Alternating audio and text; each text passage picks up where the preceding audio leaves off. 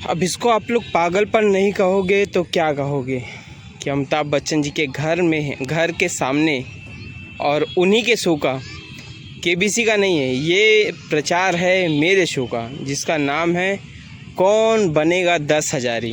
ठीक है, और ये प्रेरणा मुझे मिली है श्री अमिताभ बच्चन जी से।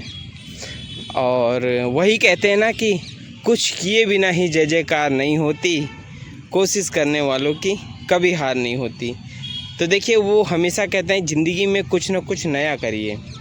तो मैंने नया किया और उन्हीं की तरह मैंने शो चालू किया अपना, जिसका नाम है कौन बनेगा 10 हज़ारी, जहाँ पर मैं कुछ लोगों से सवाल पूछूंगा, गीता, रामायण, महाभारत, अपने जीके क्वेश्चन नहीं करूँगा, कुछ हट के जो आज की डेट में बच्चे नहीं पढ़ रहे हैं।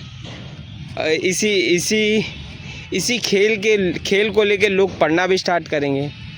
चलो ठीक है, मुझे ऐसा लगता है कि मैं इंडिया का पहला इंसान हूँ जो कि अमिताभ बच्चन जी के घर के सामने जाके अपने ही शो का प्रचार कर रहा हूँ।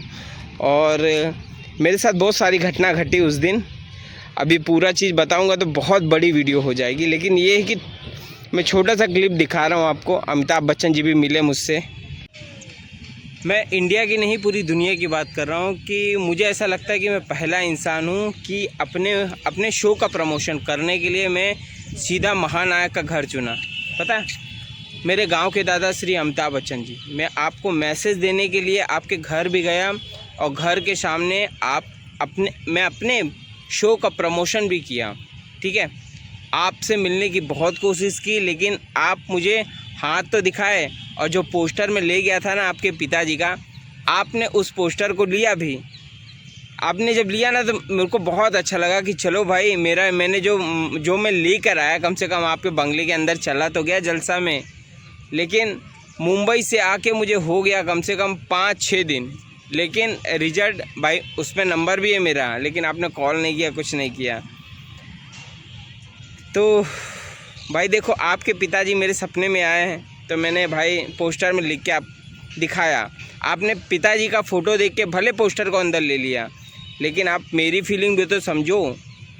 मैं चाह रहा था कि आप उस पोस्टर को ले लिए तो मुझे कॉल करोगे, कॉल किया नहीं। लेकिन ये है कि आपके ही बंगले के सामने मैंने प्रचार अपना किया अपने शो का, जिसका नाम है कौन बनेगा 10 हज़ारी। ठीक है, तो भाई मकसद तो कुछ और लेकर गया था कि अमिताभ बच्चन जी, आपसे मैं बातचीत करता, आपको समझाता कि आप अपने पिताजी के लिए कुछ करिए, अपने गांव आइए। और इतनी भीड़ थी। बस एक बात मेरे को थोड़ा अजीब सा लगा कि 3 से 4 घंटा आपके द्वार पे खड़े रहने के बाद आप सिर्फ आते हो तो मात्र 30 सेकंड के लिए, 1 मिनट भी नहीं रुकते आप सिर्फ 30 सेकंड के लिए आते हो और 30 सेकंड ऐसे हाथ दिखा के आप चले जाते हो। चलो वो भी कोई बात नहीं, कम से कम आते तो हो, इतने बड़े स्टार, लोगों से मिल तो रहे हैं कम से कम। चलो भले 30 सेकंड ही सही, लेकिन एक बात मैं कहना चाहूँगा कि अगर कोई ज़रूरी मैसेज लेकर आए ना तो उसकी तो बातचीत सुनो। अपने गार्ड को बोलो कि भाई, अगर मैं आपके गार्ड से बोला, भैया मैं उनके गांव से आया हूं, बहुत बड़ा मैसेज लेकर आया हूं, लेकिन मेरी कोई सुनवाई नहीं हुई। तो मैं सोचा कोई बात नहीं है, मैं इस काम को मैं करता रहूँगा। ठीक है, और पता है यही बात है कि गार्डन में व्लॉग करो ना तो बहुत से लोग हंसते हैं मेरे ऊपर। चलो कोई बात नहीं, देखो भाई, जब तक कोई आपके ऊपर हंसे ना तो ऐसा लगे ही नहीं कि आप कोई काम कर रहे हो। ठीक है, लोगों का हंसना बहुत जायज़ है। आज मैं बच्चन जी के पीछे पड़ा हूँ, मतलब अमिताभ बच्चन जी के। क्यों पड़ा हूँ? क्योंकि मैं उनका नाम ख़राब होने नहीं देना चाहता। मैं सोचता हूँ कि उनका नाम अमर है। मतलब इतना संघर्ष किया उन्होंने, इतना नाम कमाया। बस उनकी पिताजी की पुस्तकालय जो गांव में है वो बड़ी खंडर पड़ी है, बस उसी के लिए मैं काम कर रहा हूँ। तो देखते हैं, एक ना एक दिन तो मुझे सफलता मिलेगी, ज़रूर मिलेगी। और मुझे पता है, क्योंकि मैं जानता हूँ कि अमिताभ बच्चन जी जो है ना, उनका दिल बहुत अच्छा है। मेरी वीडियो उन तक पहुँच नहीं रही है, अगर एक वीडियो भी उन तक पहुँच जाएगी ना तो ज़रूर से मुझसे कांटेक्ट करेंगे और अपने पिताजी के लिए कुछ करेंगे वो, मुझे पता है। वो हमेशा से कहते हैं कि मैं अपने गांव में एक स्कूल बनवाऊंगा। हाँ, ये भले ये कह सकता हूँ कि वो कब बनाएंगे ये नहीं पता किसी को, लेकिन उनका मकसद है कि गांव में स्कूल बनवाना। और मेरा कहना है कि गांव में आप एक बच्चन संग्रहालय का निर्माण करिए, ताकि राम मंदिर जो है ना हमारे गांव मतलब हमारे यहाँ से प्रतापगढ़ से 100 किलोमीटर के डिस्टेंस पे है, तो वहाँ की जो पूरा टूरिज़्म है ना, मैं अपने गांव में खींचूँगा। अपने गांव में इस वक्त जबलपुर में हूँ, फिर जबलपुर में छोड़ दूँगा, जबलपुर में काम नहीं करूँगा, सीधा जाऊँगा अपने गाँव और गांव का विकास देखूँगा। और गांव में जैसे अभी मैं वीडियो बना रहा हूँ बच्चन जी के लिए, अमिताभ बच्चन जी के लिए, ऐसे फिर वीडियो बनाऊंगा अपने अमिताभ बच्चन जी के पुस्तक संग्रहालय के लिए कि भैया देश का महानायक श्री अमिताभ बच्चन जी का एक बच्चन संग्रहालय जो कि हमारे गांव में है, उनके पिताजी का जन्म स्थान है। आप लोग आइए घूमने के लिए, विजिट करिए, बहुत ही अच्छा गांव है। बगल में माँ बाराही देवी धाम है, वहाँ भी बहुत भव्य भीड़ होता है और बहुत सी चीज़ है वहाँ। आप प्रतापगढ़ में आपको आंवले की मिठाई, आंवले के मुरब्बे, आंवले के हर प्रोडक्ट मिलेंगे। तो हमारा गांव भी बहुत फेमस है। बस ये है कि मैं सोच रहा हूँ गांव में थोड़ा टूरिज़्म आए और अमिताभ बच्चन जी गांव के लिए कुछ करें। भाई देखो, ये काम हमारे देश के प्रधानमंत्री मोदी जी भी नहीं कर सकते, हमारे प्रदेश के मुख्यमंत्री योगी जी भी नहीं कर सकते। जो काम हमारे गांव के दादा कर सकते हैं, उनका एक अनाउंसमेंट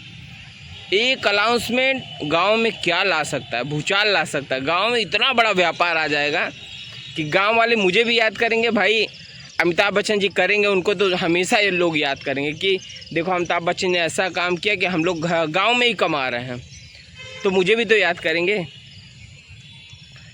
भाई इतना एफर्ट लगा रहा हूँ, मतलब कुछ भी हो, इतना एफर्ट लगा रहा हूँ तो कुछ रिजल्ट तो मिलना चाहिए। रिजल्ट मिले तो आप लोग वीडियो को शेयर करिए, क्योंकि शेयर करेंगे तो ये जो मेरा करने का सपना है ना, इसको पंख लगेगा, और पंख लगेगा तो लोगों तक मेरी आवाज़ पहुँचेगी। और बच्चन जी तक अगर ये मेरी आवाज़ पहुँची तो दादा आपसे एक रिक्वेस्ट है, आप गांव के लिए कुछ तो करिए, कुछ तो करिए। कुछ करोगे तो आपका जय जयकार होगा, और कुछ नहीं करोगे तो आपका कोई जय जयकार नहीं होगा।